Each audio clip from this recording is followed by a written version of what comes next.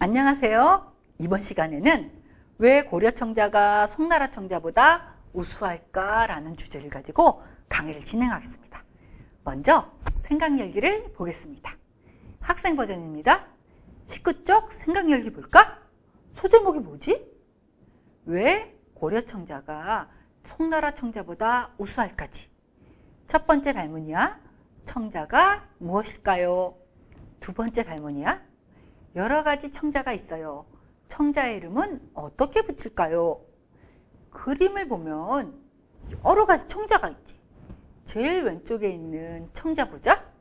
이렇게 학이 날아가는 모양의 청자는 청자, 상감, 은학문, 매병이라고 이름 붙여진 청자야. 그 아래에 있는 청자는 청자, 용머리 장식, 붓꽂이이고 오른쪽에 있는 청자는 청자, 진사, 연꽃잎 무늬, 표주벽 모양, 주자야. 이름이 길지. 이런 이름은 어떻게 붙이는 것일까? 세 번째 발문이야. 왜 송나라 청자보다 고려 청자가 우수할까요? 송나라는 당나라가 망하고 중국 땅에 생긴 나라지. 그럼 당시에는 송나라가 고려보다 선진문물이 발달한 나라였을 텐데 어떤 점이 고려 청자를 송나라 청자보다 우수하다고 평가받게 했을까? 이제 본문을 보자. 20쪽 본문 질문이야. 고려라고 하면 제일 먼저 떠오르는 것은 무엇이니? 고려 청자지. 얼마나 우수했으면 오늘날에도 고려 청자의 모양과 비색을 똑같이 만들어낼 수 없다고 해. 그러니 고려의 청자 만드는 기술이 어떠했다는 것을 알 수 있어? 기술이 무척 뛰어났다는 것을 알 수 있지. 이 기술은 어떻게 알아낸 거야? 옛날부터 내려오는 도자기 만드는 기술을 바탕으로 중국의 청자 만드는 기술을 연구하다가 알아낸 거지. 특히 고려 청자가 유명한 이유는 무엇이니? 상강기법이라는 독특한 방법으로 아름다운 무늬를 새겨 넣었기 때문이지. 기환 옥빛과 높은 하늘빛을 닮은 청자의 비색을 만들어내는 비결은 무엇이니?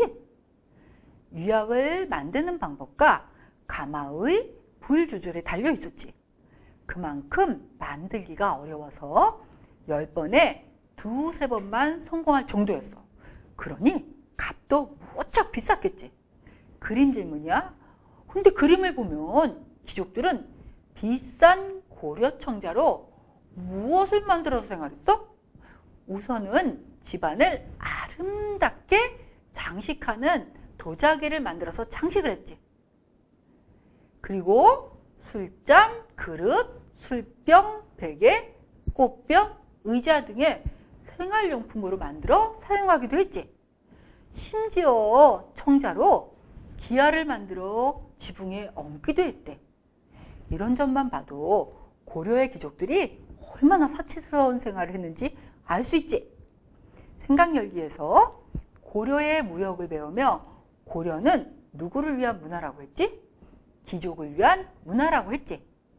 그러면 그만큼 백성들이 힘들었다는 거지. 이러한 고려 청자가 처음 만들어진 강진은 어떤 곳인지 21쪽에 있는 지도 보자. 그림 질문이야. 강진은 어디에 위치해 있니? 해안가에 위치해 있지. 해안가에 위치해 있어서 어떤 점이 좋았을까? 교통이 편리했겠지. 강진의 청자가 유명한 이유는 무엇이었을까? 청자는 아무 흙으로나 만드는 것이 아니라 청자를 만들기에 알맞은 흙으로 만들어야 해. 강진에는 청자 만들기에 좋은 흙이 많았겠지? 강진에서 좋은 흙으로 잘 만든 청자를 가지고 군산을 거쳐서 개경까지 갔지. 강진 말고 청자 가마터는 또 어디에 있었지? 부안, 고창, 해남에 있지. 모두 해안까지. 하지만 고려 말에는 더 이상 고려 청자를 만들지 못했어. 왜 그랬을까? 왜구의 침입 때문이지. 왜구는 일본의 해적이야.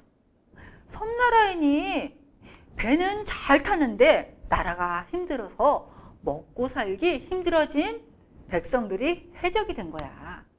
이들이 해안가를 침입했으니 청자와 가마터들이 어떻게 되었어? 청자를 만드는 가마가 파괴되었지. 게다가 좋은 흙도 구하기 힘들었어. 그러니 도공들도 살 곳을 찾아 떠나면서 더 이상 청자를 만들지 않게 된 거야.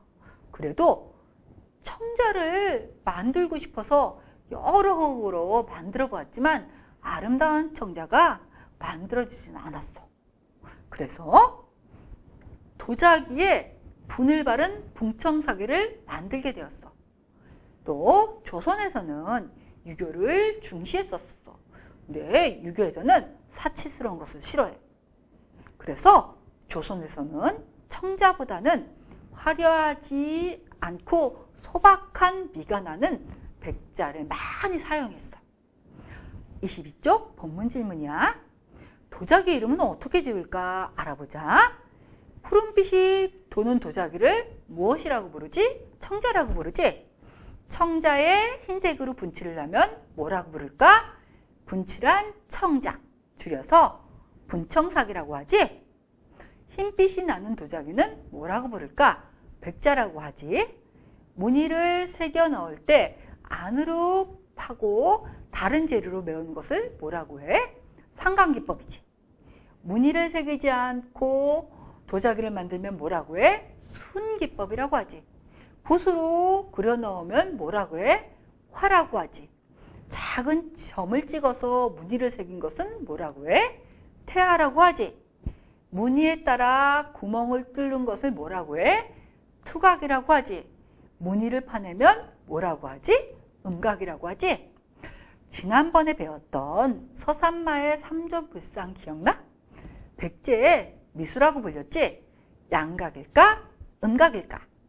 양각이야. 그럼 칠지도에 글씨만 새겨 넣었다면 뭐라고 할까? 음각이지.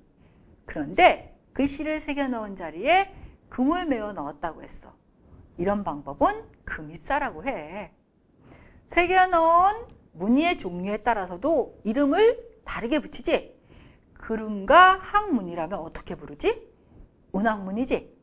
구름 속에 용이 있으면 어떻게 부르지? 운용문이지. 국화문이라면 어떻게 부르지? 국화문이지. 이 외에도요, 학생들이 알만한 내용으로 질문을 해주셔도 재밌어해요. 호랑이 문이라면 어떻게 부를까? 호문이라고 하겠지. 달문이라면 어떻게 부를까? 월문이라고 하겠지. 이런 식으로 학생들하고 재밌게 이름을 붙이는 놀이를 한번 해보세요. 자, 다시 학생 버전입니다. 모양에 따라서도 이름을 붙이지. 몸통에 비해 주둥이가 작으면 어떻게 부르지? 병이라고 부르지.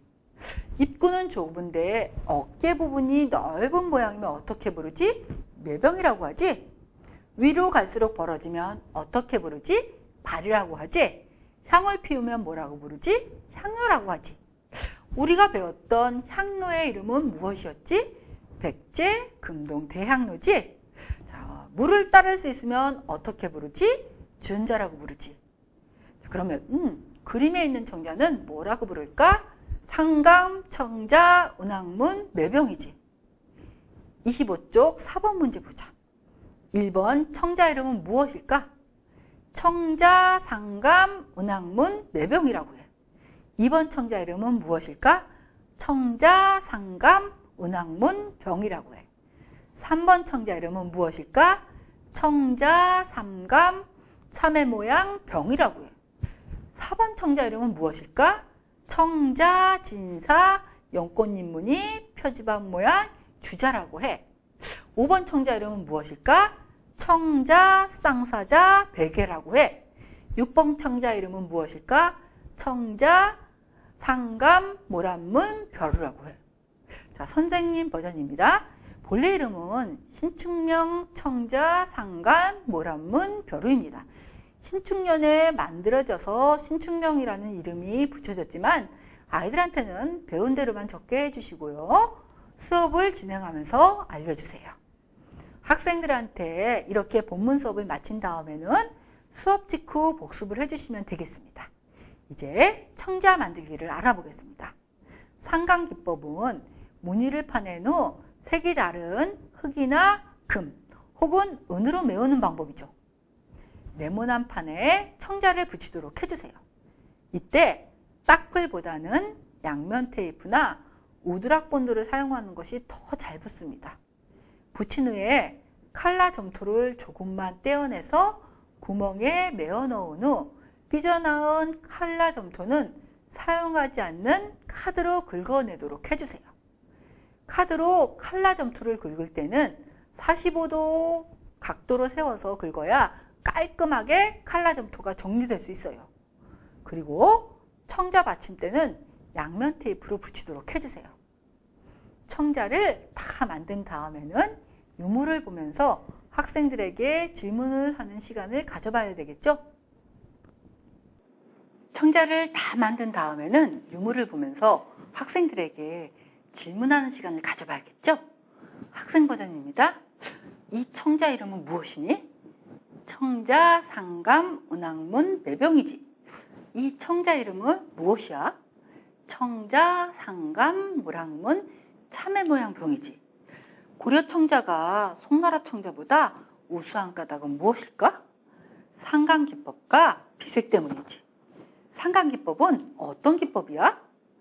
무늬를 파낸 후에 다른 색의 흙으로 무늬를 메우는 기법이지.